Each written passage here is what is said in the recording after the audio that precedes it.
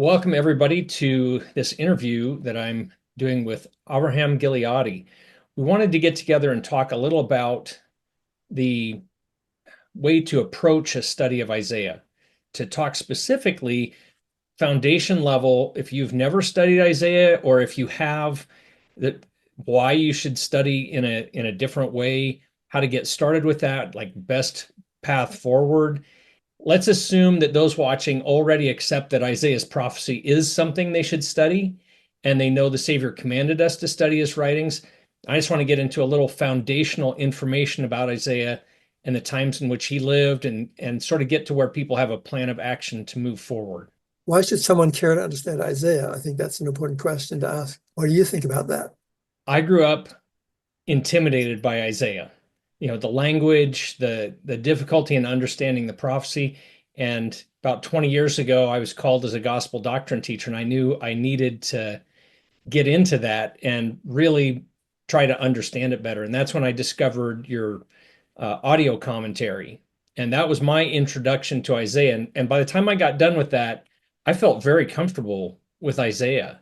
It was sort of I guess, a life-changing experience for me just to have sort of your tutelage going through verse by verse, taking notes and putting that prophecy together and trying to understand exactly what Isaiah was talking about. When you did that, when you listened to that commentary, it's called an analytical commentary, right? Did you hear a bunch of personal opinions and things like that, conjectures? Did you ever hear that in that commentary?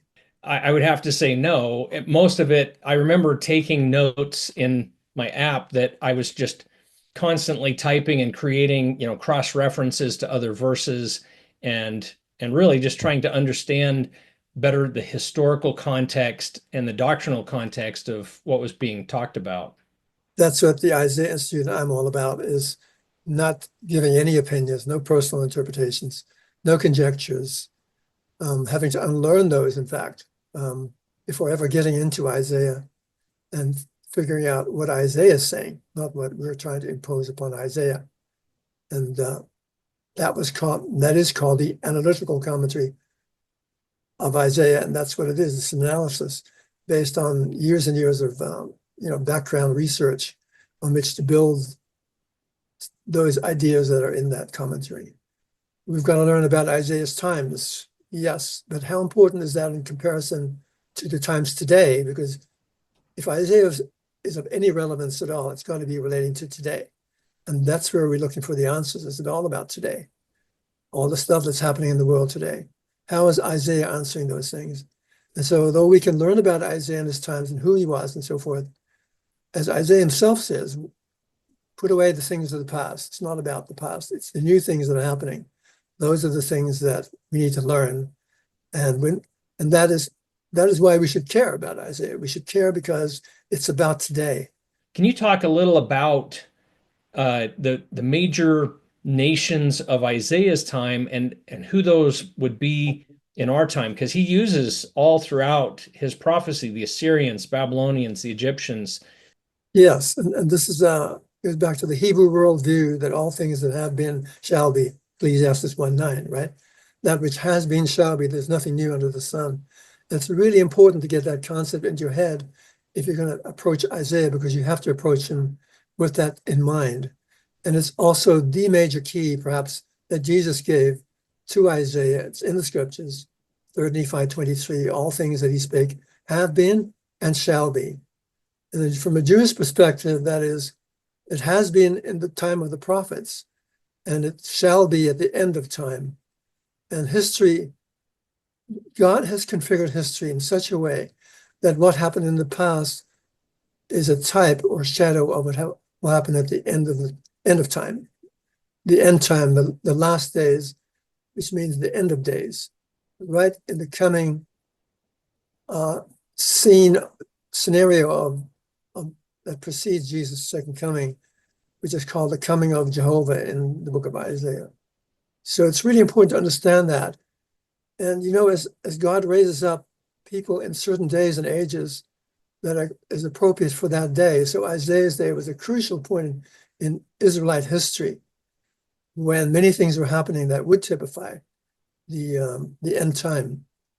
The configuration of world powers in Isaiah's day, the ancient Near East, about 700 BC to 741 BC.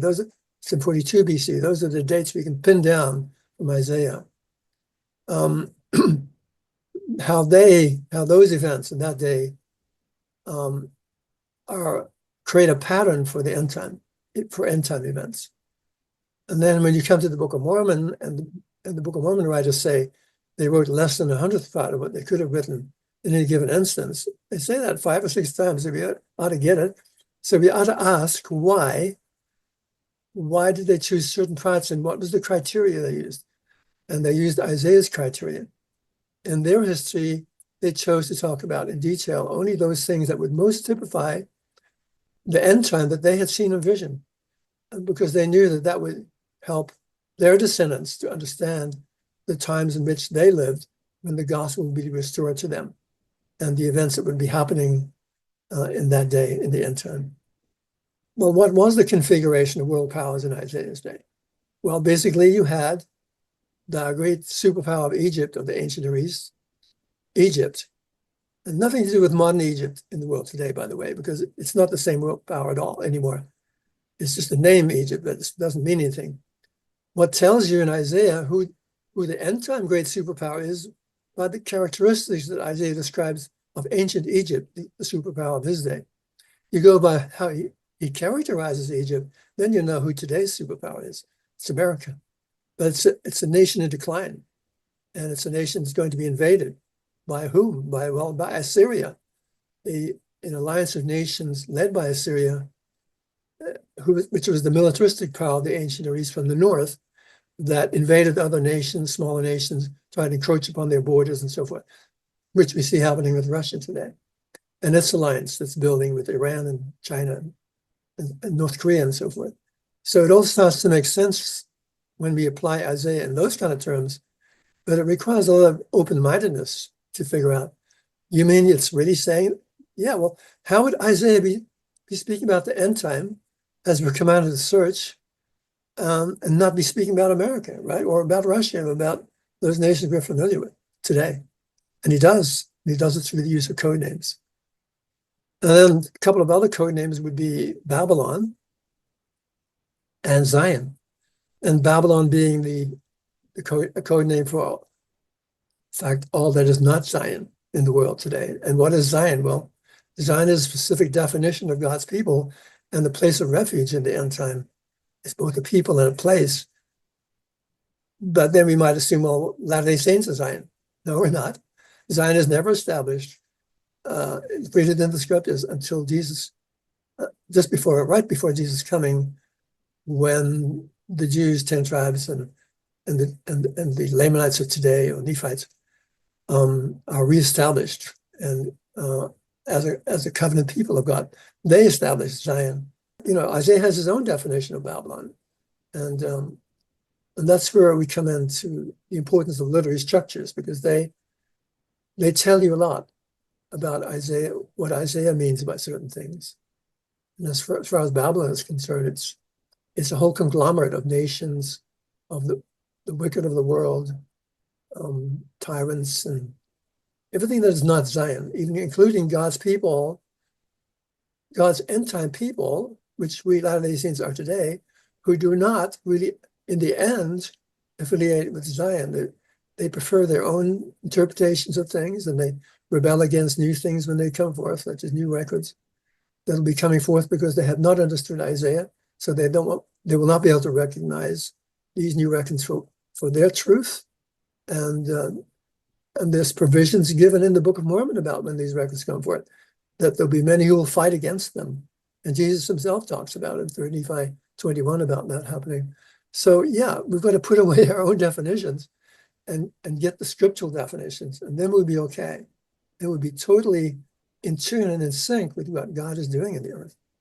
With respect to the things of Isaiah's time paralleling things of modern times, is there anything in his writings that was specific to only his time that's not parallel into like the time of Christ or the latter days? In the seven-part structure, a synchronous structure, that transformed the entire book of Isaiah into an end-time scenario. The entire book, kind of like the Book of Mormon, you can also say that a lot about that. The Book of Mormon is kind of a pattern for our day as well in so many instances that are going to happen and will happen.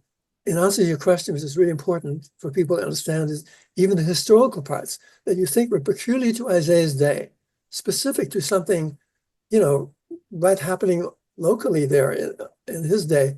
No, even those things create patterns or types and shadows of something in the end time. In other words, he uses ancient history as an allegory of the end time, as the Book of Mormon does also. Isaiah and the Book of Mormon are just so close in doing that. So it's really important with Isaiah to recognize that, and that's why Jesus calls the words of Isaiah great, because they are about his day, or just before or right after, even to the coming of Cyrus, 100 more years later, but they can be totally superimposed upon the end time. And that is the key that Jesus gives in 3 Nephi 23. All things that he spake have been in his day, Isaiah's day, or ancient times, and shall be. And you ask any Jew what that shall be means. It's specific to the end time. That's not to say there are not other applications of Isaiah, in between or somewhere else. That does also happen, but it's specific to the end time. And we have to understand Isaiah in terms of it being an end time scenario. It's not even about the time of Joseph Smith, it's about an end time scenario that immediately precedes the coming of the Lord. That's why Nephi would also say in 2 Nephi 25, 7 and 8, he says, on the one hand, well, the prophecies of Isaiah have been fulfilled by now, after they left Jerusalem. So, but then he says, well, in the days of the prophecy of Isaiah shall be fulfilled, men will know of a surety. And then he says it's the end of time that's fulfilled. So he's talking about a double fulfillment also. And that's a very Jewish worldview. To them, Hebrew history is cyclical. It's not linear. It's cyclical. It repeats itself on ever larger, grander scales because the world gets bigger, right? And today we're talking about an end time scenario that encompasses the entire world, not just the ancient Near East.